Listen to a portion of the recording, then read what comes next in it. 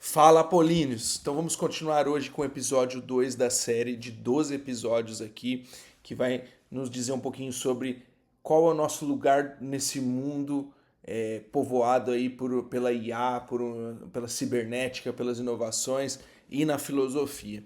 E vamos falar um pouquinho, continuando, né, sobre o que a gente falou na aula passada, no episódio passado, sobre a morte dos diplomas. Esse nome aí um tanto sensacionalista, mas que, como eu expliquei na aula passada, você pode encontrar ela aqui no canal. Basicamente, a gente falou que o diploma não morreu em si, mas que ele mudou, que ele sofreu um processo de inflação credencial e que hoje a gente precisa ter uma intencionalidade muito maior quando a gente vai decidir seguir um curso de graduação, tá? Então, o que a gente vai falar hoje? No episódio de hoje a gente vai falar um pouquinho sobre a filosofia de Heidegger. E Heidegger é um pensador muito interessante para a gente analisar nessa questão da cibernética, do pensamento máquina, do machine learning, etc., do pensamento da máquina. E preciso ver pelo nome aí da aula que basicamente eu falei que a IA não vai te substituir. A sua covardia é que vai. Então, a gente vai tratar um pouquinho sobre esse tema aí da IA e da covardia e a gente vai pensar quem é que está pensando aí. E esse pensando aí, que parece meio esquisito, vai fazer mais sentido para vocês logo, quando vocês começarem a entender o linguajar e o estilo característico do Heidegger. Então, qual que é o grande perigo da nossa aula hoje aqui? Que a gente vai mostrar mais uma ferida do ser humano. É a questão da agência, ou seja, a capacidade de determinarmos os nossos próprios atos e a tentação de terceirizar o próprio pensamento, que em inglês está relacionado com um fenômeno que a gente conhece como cognitive offloading, ou seja, a descarga cognitiva. Então, qual que é a tese central desse episódio? É que toda vez que você pergunta à máquina, você precisa ter a bagagem suficiente para conseguir responder aquela própria pergunta. Um primeiro ponto. E o segundo é que você está trocando a presença, e a gente vai analisar um pouquinho o que isso significa em termos heideggerianos, pelo conforto.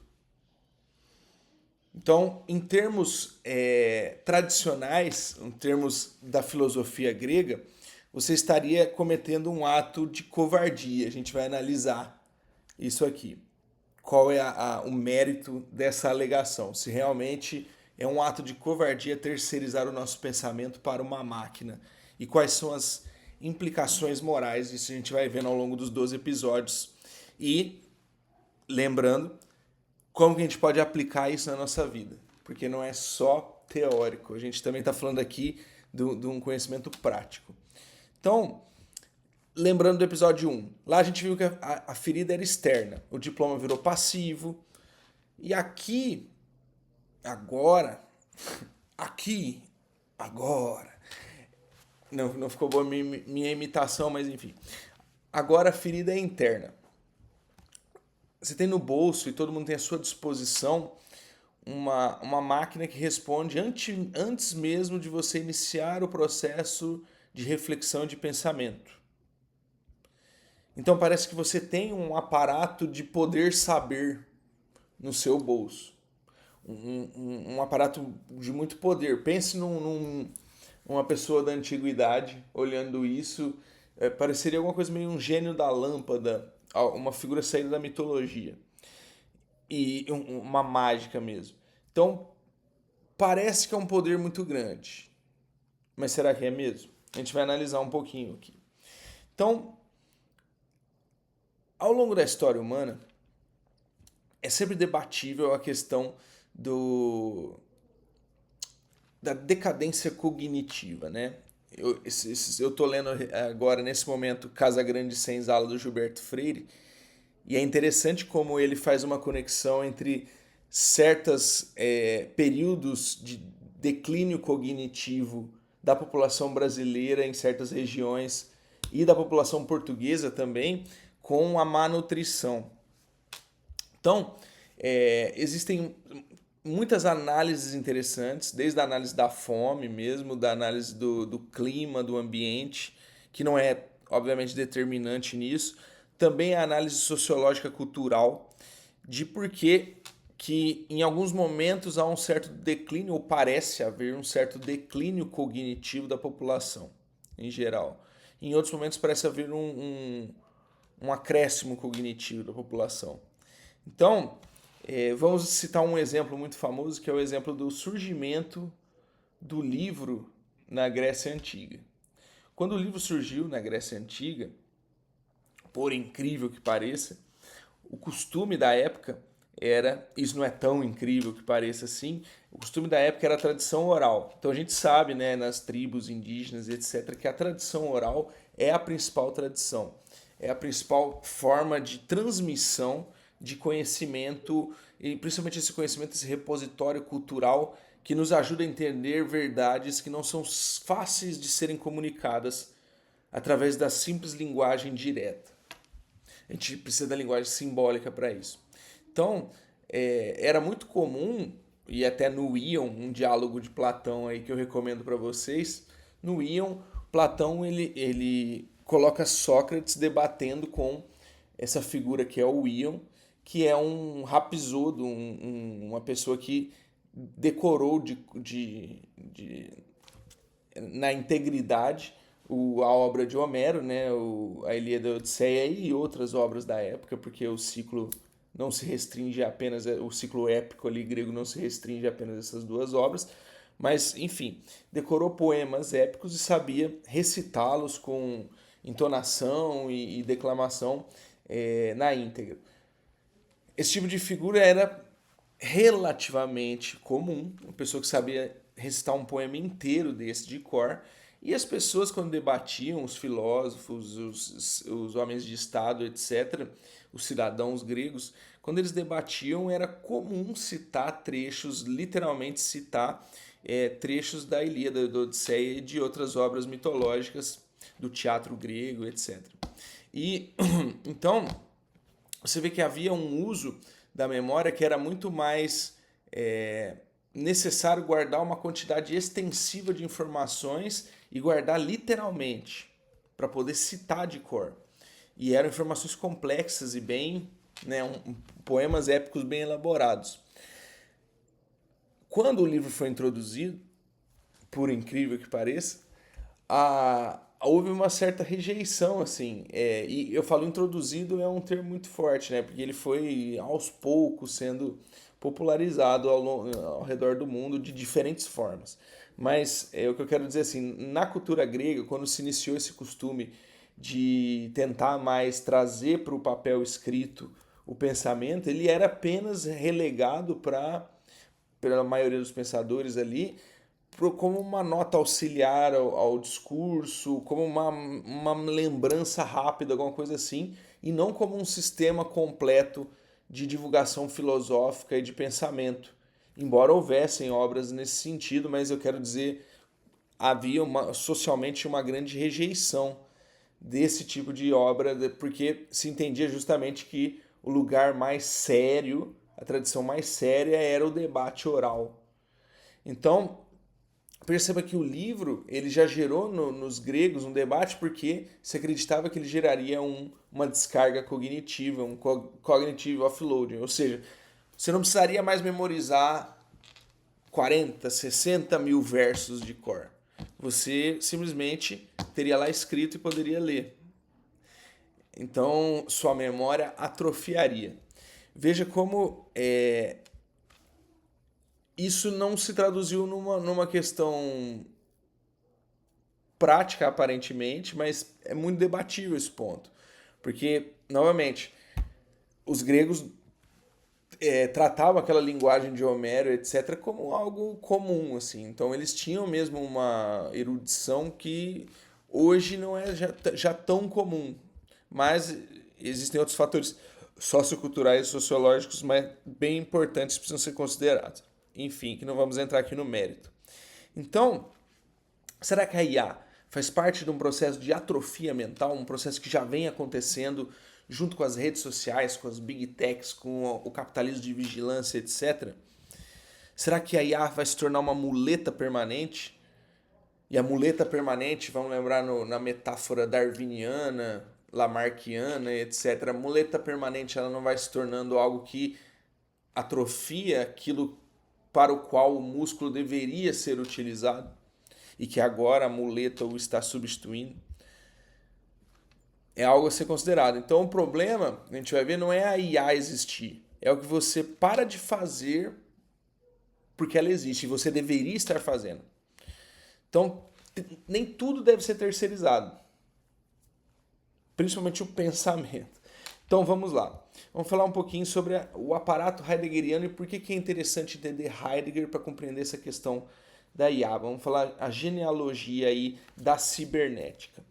Heidegger ele teve como principal leitmotiv, ou seja, o principal razão de ser de sua obra,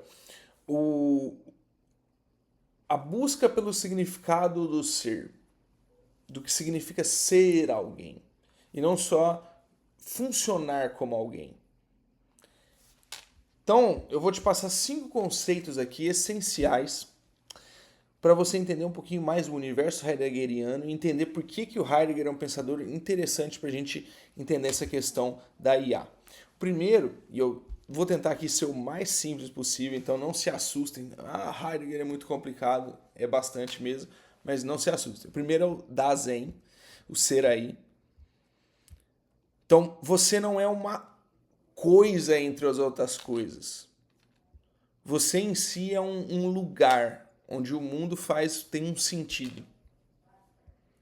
Já a máquina, ela não tem um AI. Ela não processa, quer dizer, ela apenas processa. Mas ela não tem um ser, uma existência, um AI. Com Dasein, o Heidegger quer dizer que a gente, no mundo, a gente tem uma inserção mesmo nas coisas da vida nos quais nós não somos uma mera coisa também. É bem difícil explicar esse conceito de uma forma simples, porque ele é um conceito que depende de uma série de outros conceitos como mundanidade, formas de vida e etc. Mas essencialmente ele quer dizer que a existência é uma forma característica do ser, tá? Então, é uma forma diferente, por exemplo, dos objetos do mundo material, embora exista a materialidade do ser também. Sobre o segundo conceito é o conceito de impessoal. O impessoal seria o todo, a gente. Então é a voz do todo mundo faz assim, que decide por você sem você assinar embaixo. É algo que se assemelha um pouco com o desejo mimético do Girard. Então a IA é o impessoal perfeito, no sentido heideggeriano. Ela é literalmente a média de tudo que já foi dito. E nesse sentido ela é contrária a, por exemplo, ao mundo das ideias, às formas de Platão. Porque as formas de Platão não são a média, e sim a essência em si. Aqui é a média. Então perguntar a IA é perguntar para a média e não para o excepcional. É perguntar para o impessoal. O terceiro ponto é o ponto chamado falatório, que em alemão Gerede. Falar bonito sobre o que não se sabe de verdade, ou seja, essa eloquência demagógica, né? Que é algo que a sincofacia, eu não sei se é esse o termo exato, a tradução, aquela fato da IA ficar concordando com o usuário e falando assim, você foi brilhante o que você escreveu, que até gera psicose nas pessoas porque elas começam a achar que realmente elas merecem o prêmio Nobel pelo que fizeram e tal. Eu lembro que uma vez eu comecei a fazer um artigo sobre a maneira que as pirâmides do Egito foram construídas. E a IA ela fica te validando, assim. Então você tem que tomar muito cuidado, porque se você não, é o que eu falei, se você não tiver uma pré-compreensão muito forte sobre o assunto, você vai vir de uma maneira que A IA vai te dar a impressão de ser um Dasein, de ser um ser aí, de ser algo que existe no mundo e no qual você pode confiar. De ser algo que existe mesmo, um ser. Quarto conceito é a armação. Gestalt. A técnica trata tudo como um estoque à mão, uma coisa a ser utilizada. É o utilitarismo,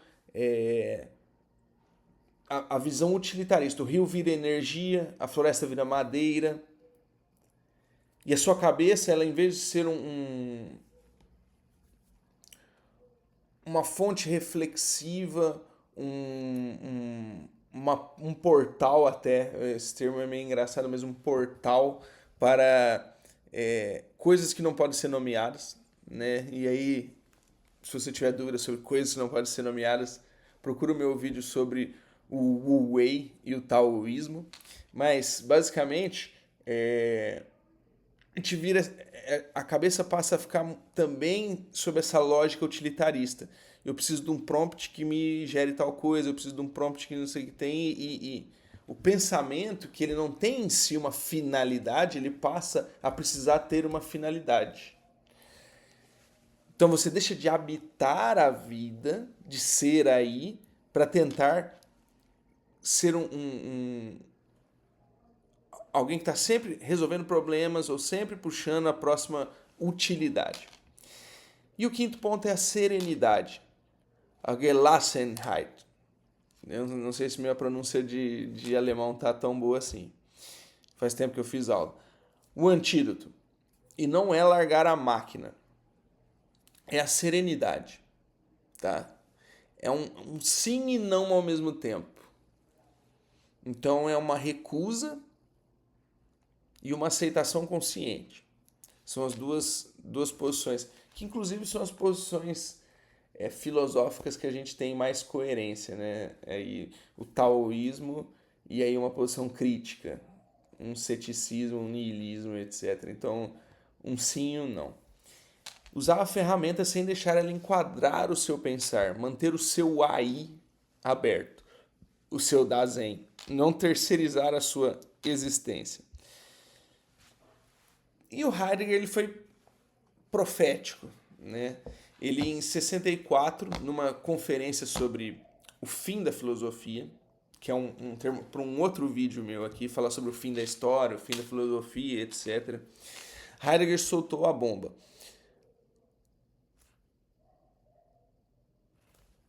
Que a filosofia, eu vou parafrasear aqui o Heidegger, né?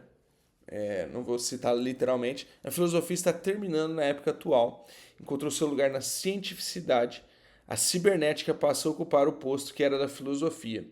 Ou seja, ele previu, né, e a citação dele de cor não lembro exatamente, mas é algo nesse sentido, que a cibernética resolveria toda a metafísica e, portanto, encerraria toda a filosofia. Traduzindo, a tecnologia e a IA não é um ato futurista.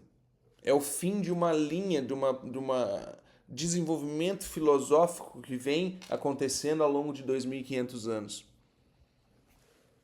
E que viu na matemática um vislumbre de um mundo metafísico. A cibernética, portanto, a ciência do controle da mente, do controle da natureza, realiza esse sonho até o máximo, até o talo. Agora, até pensar se tornou algo calculado, algo que pode ser metrificado, algo que pode ser reproduzido e repetível. Então, a mensagem do Heidegger é simples. Vocês acham que vocês estão aí na vanguarda, quando na verdade vocês estão já no fim dos trilhos. O trem já está terminando os trilhos aí. Porque isso já... A cibernética já vem se desenvolvendo junto com a metafísica e é ela que encerra a metafísica. Essa é a posição do Heidegger. Então, há uma tensão aqui que eu quero que vocês já percebam. Nesse episódio 2 a gente vai desenvolver bastante ainda. A resposta óbvia seria então, vamos desligar a IA, foda-se, vamos voltar pro caderno e tal. E essa é uma resposta errada, é uma resposta extremista e suicida. Suicida em termos evolutivos. Inclusive, se a gente lê Julian Jaynes, aí, A Origem da Consciência na divisão da Câmara Bicameral, etc., na divisão da mente bicameral, os grupos que tentaram resistir ao sedentarismo como uma espécie de revolta que ele cita nas suas obras, grande parte deles sofreu um processo de fato de extinção ao longo do tempo. Então, realmente é uma questão adaptativa e evolutiva. Simplesmente abrir mão disso vai ser uma resposta assim, suicida no longo prazo. Você pode até se sentir virtuoso, assim, fazer o virtual signaling, mas você fica para trás. Por quê? Porque ninguém vai conseguir competir mais sem a ferramenta. Então a saída não é simplesmente dizer adeus às máquinas. É não deixar que a máquina substitua o seu estar aí, o seu próprio processo de pensar, de vivenciar, de experienciar, de todos os atos e verbos da vida humana. Então, usar a IA como um oráculo, que você pede resposta, ela copia o que ela falou e você segue, é a forma errada de usar a IA. A IA, ela, no máximo, você deve usar ali como uma ferramenta de trabalho, um acelerador de certos processos nos quais a própria tecnologia te inseriu. Então hoje eu estou aqui fazendo um processo que é gravação de um vídeo. Quando eu termino esse vídeo, tem uma IA que corta esse vídeo em Reels. Tem uma IA que publica esse vídeo no meu YouTube e que me ajuda a resumir a transcrição disso e fazer timestamps. Perceba que eu gastaria um tempo enorme nisso, ou teria que, no caso, pagar uma equipe para fazer isso, que eu não tenho no momento o porquê fazer isso, até pelo tamanho do meu canal. Então percebam que estou dando um exemplo bem real aqui da minha própria infraestrutura. Até seria possível fazer esse investimento de tempo, de esforço, eu aprender, por exemplo, a editar e fazer por conta própria. E eu até sei, e até já fiz isso no passado. Só que a questão é, com a ferramenta eu consigo agora resolver esse problema de uma maneira que para mim é suficiente, não precisa ter uma grande edição, não precisa ter um grande... nada, pode ver que meu vídeo não tem nenhuma edição no vídeo em si. Ele só é cortado, só há uma ajuda na questão dos timestamps e tal. Então não há nenhum processo de IA mudando o que eu penso.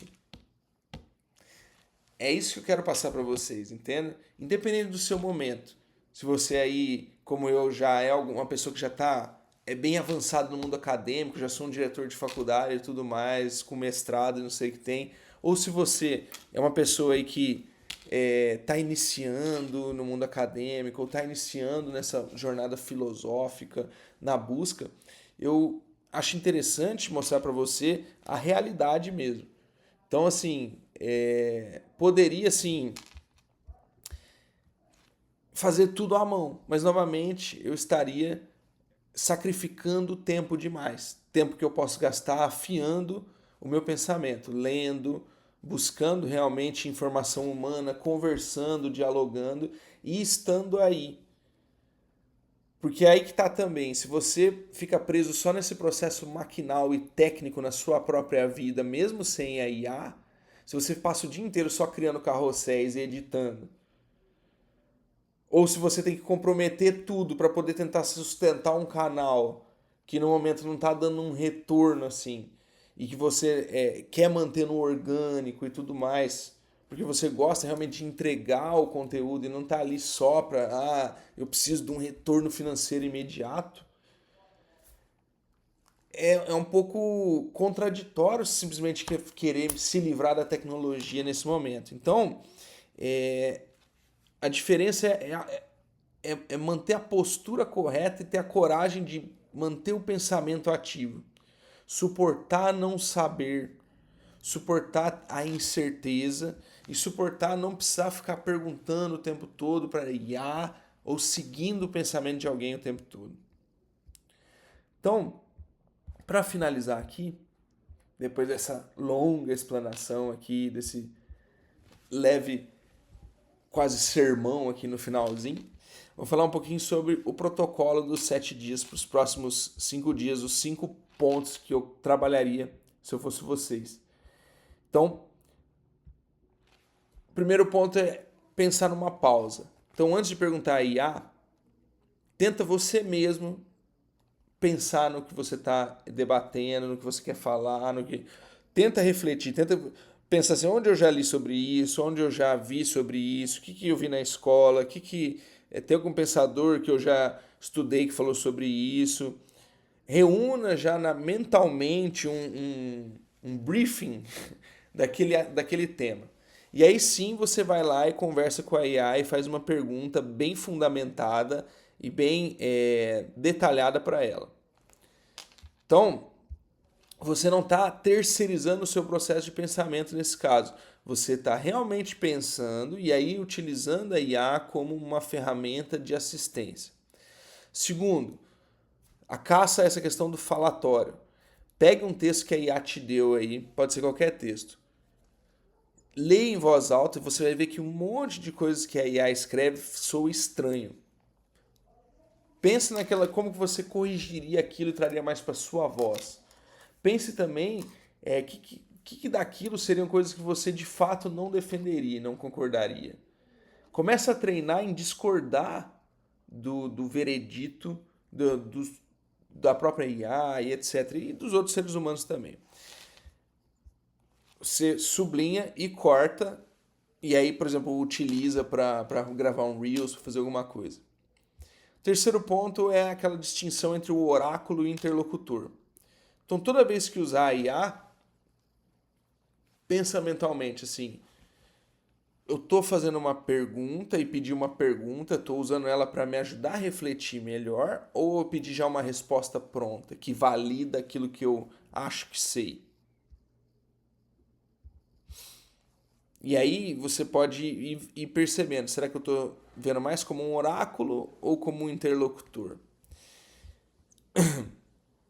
Como uma ferramenta, um assistente.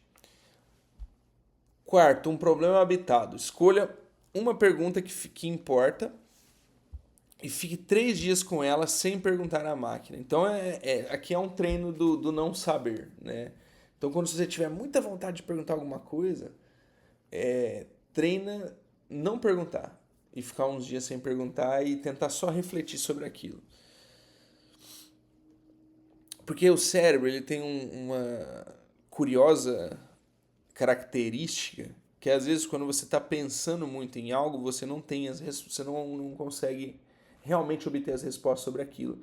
Mas quando você vai fazer outra coisa, se distrai, etc., o cérebro às vezes ele te dá aquele momento de eureka. E o quinto ponto, a fonte.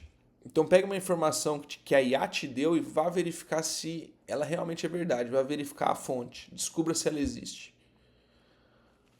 A partir do momento que você começa a pegar a máquina inventando e vai vendo as mentiras da máquina, você nunca mais vai ser capaz de confiar cegamente nela. E esse também é um dos objetivos.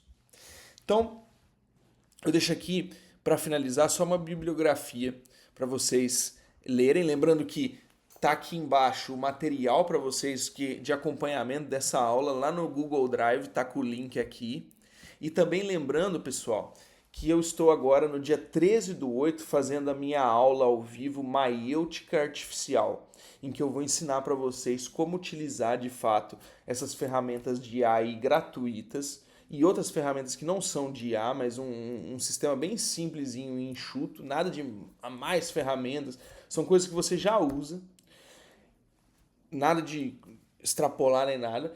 Então, com coisas que você já usa, gratuitas, eu vou te ensinar como pensar melhor esse processo de utilizar a IA, esse processo de uso agêntico de IA que está no começo aí ainda e que a gente não vai falar nada muito complicado, é bem simplesinho, é uma linguagem bem para quem não é técnico, para quem não mexe com desenvolvimento, nem nada disso. Eu não sou desenvolvedor. Então, é uma aula que eu convido para vocês no dia 13/8. Vai estar aqui embaixo também o link na descrição para vocês entrarem lá no meu site e adquirirem o seu lugar para a aula. É uma aula no Zoom, portanto é um pouco limitada, porque eu vou abrir para questões, eu vou permitir uma certa interação com o pessoal. E aí eu vou mostrar para vocês um pouquinho como organizar um sistema de memórias estilo Zettelkasten de uma maneira que realmente funciona e como pensar esse processo de pensamento no mundo da IA de uma forma muito mais prática mesmo, ali mostrando o meu computador e etc. Tá? Então eu deixo aqui 4 livros para vocês. Um é a questão da técnica, 4 livros do Heidegger, 4 artigos ou livros. Primeiro é a questão da técnica de 54. O outro é o Ser e o Tempo. Né? O Ser e o Tempo é um dos mais importantes livros de filosofia do século passado e uma obra muito densa que vai te ensinar o que é realmente o ser aí, o Dasein, o impessoal, o falatório, etc., a cura e a serenidade em inúmeros outros conceitos heideggerianos. Falando a serenidade, ela mesma em 59 e o fim da filosofia em 64. Alguns são conferências, alguns são artigos e alguns são livros. Então, para finalizar essa aula 2, pensando que a gente já viu que os diplomas estão sofrendo um processo de corrosão, de inflação credencial. O pensamento está sofrendo um processo de atrofia, de descarga cognitiva. Já são 2 problemas graves e que estão conectados e que começam a mostrar para nós o panorama do mundo hoje em dia e mostrar para nós também, agora pensando na questão de nos destacarmos, como a gente tem uma certa vantagem competitiva. Quem continua com o controle do pensamento e quem continua e quem tem intencionalidade sobre os processos de cursos e de automações. Então, basicamente é isso, Apolinos. Até a próxima semana e na aula 3 a gente continua. Até mais!